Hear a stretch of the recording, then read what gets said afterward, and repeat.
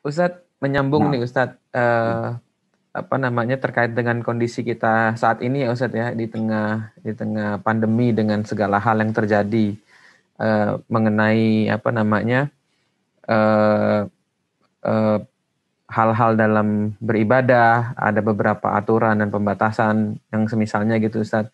Kemudian dengan apa namanya, semakin menantangnya dalam apa bekerja dan mencari rizki nih Ustadz. nah. Apa sikap kita gitu ya, mungkin Ustadz bisa berikan apa namanya, poin-poin mungkin gitu Ustadz ya, sebenarnya kira-kira bagaimana sih sebenarnya sikap kita sebagai seorang muslim yang beriman kepada Allah Subhanahu wa taala gitu Ustadz, dalam menghadapi kondisi ini nih Ustadz. Kondisi ekonomi maksudnya. Kondisi ekonomi, kondisi dalam hal beribadah gitu, terutama buat yang ikhwan ya Ustadz ya. Kan beberapa masjid mungkin masih belum dibuka, kalaupun dibuka sholatnya mungkin masih ada yang safnya renggang-renggang, belum lagi perdebatan mengenai apakah boleh sholat pakai masker apa enggak, itu kan juga masih menjadi diskusi di antara teman-teman ikhwan nih Ustadz. Nah, Apa mungkin Ustadz bisa bantu untuk apa namanya, memberikan poin-poin bagaimana kita menyikapi hal-hal tersebut Ustadz. Jazakallah ya. khair Ustadz. Barakallahu fiik. Yang kita syukuri ikhwatal iman, kita lah hamba Allah Subhanahu wa taala selama kita masih hidup, kita beramanah diberi amanah untuk menjadi hamba Allah Subhanahu wa taala. Menjadi hamba Allah dalam setiap kondisi. Ketika kita sendiri, ketika kita beramai-ramai, ketika kita berjamaah, ketika tidak ada pandemi, ketika terjadi pandemi, apapun yang terjadi, kita adalah Abdullah, adalah hamba Allah Subhanahu wa taala. Ya, tidak keluar dari status kita sebagai hamba Allah Subhanahu wa taala. Maka itu yang kita syukuri, itu sikap yang harus kita tunjukkan. Apapun kondisinya, dimanapun kita berada, apakah kita dalam kondisi sehat walafiat berbaur, tempel, berjamaah dengan seperti kondisi normal, ataukah kita sedang naudzubillah seseorang yang sedang sendirian di rumah sakit, sedang dirawat sebagai seorang pasien COVID-19 misalnya dengan ventilator yang menempel pada tubuhnya, selama dia sadar, maka dia bertanggung jawab, beramanah untuk menjadi hamba Allah Subhanahu wa taala. Ya, dalam kondisi apapun kita adalah hamba Allah. Itu yang harus kita tanamkan.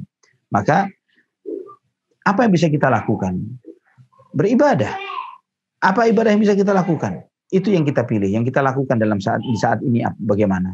Kajian yang biasa kita hadir secara offline, kita lakukan secara offline. Tapi qadarullah tidak bisa secara offline, maka dilakukan secara online seperti ini. Fasilitas yang Allah berikan, yang Allah mudahkan, ya, yang belum banyak terpikir kemarin-kemarin dalam kondisi masih normalnya, ya. Namun kajian seperti ini sudah menjadi sebuah new normal tersendiri.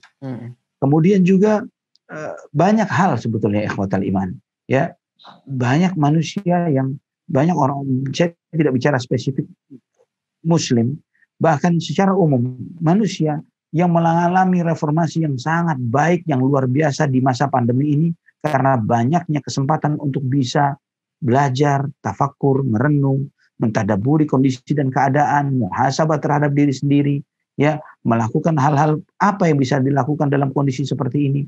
Banyak hal yang bisa diperbaiki pada diri kita, sikap kita, strategi-strategi kita, ya, cara-cara baru, teman-teman baru, sahabat-sahabat baru, ya, ilmu-ilmu baru, skill-skill baru yang bisa kita lakukan dalam kondisi yang seperti ini, yang kemarin-kemarin tidak kebayang, ya, ingin kursus bahasa misalnya, sudah sekian lama kepikir untuk kursus bahasa, tapi dahulu kita bayangkan akan daftar di tempat kursus sana, ke sini dan lain sebagainya.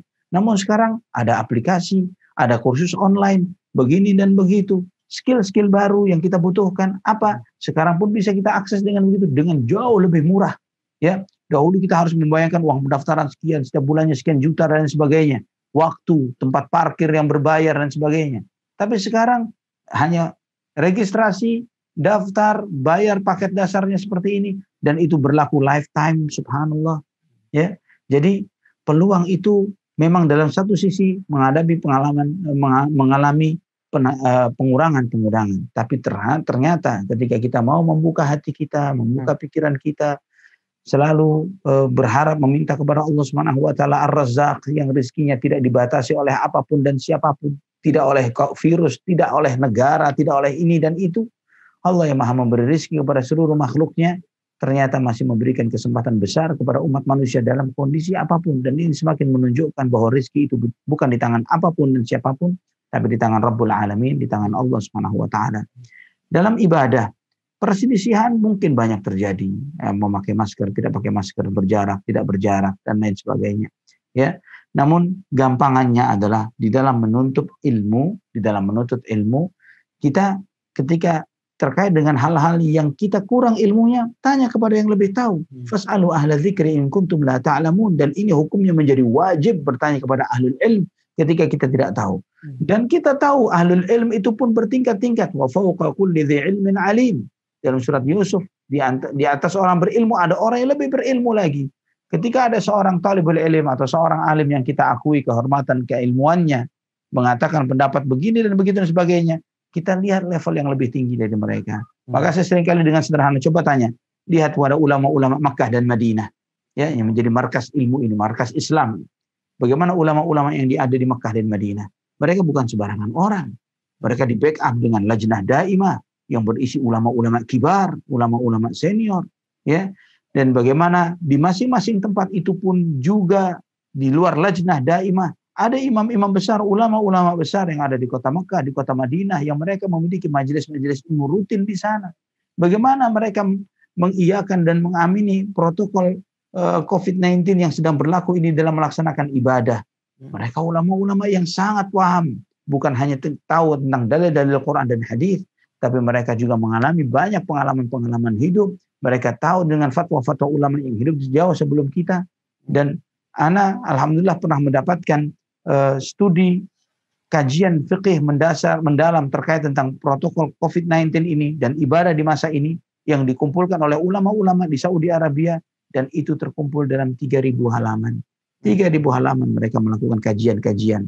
Maka dari sini ikhwatal iman, kita bersyukur kepada Allah Subhanahu wa taala. Tidak ada yang cacat, yang kurang, yang membuat kita bimbang di dalam melakukan ibadah dan sikap-sikap kita di masa yang seperti ini. Bahkan banyak hal yang bisa kita lakukan.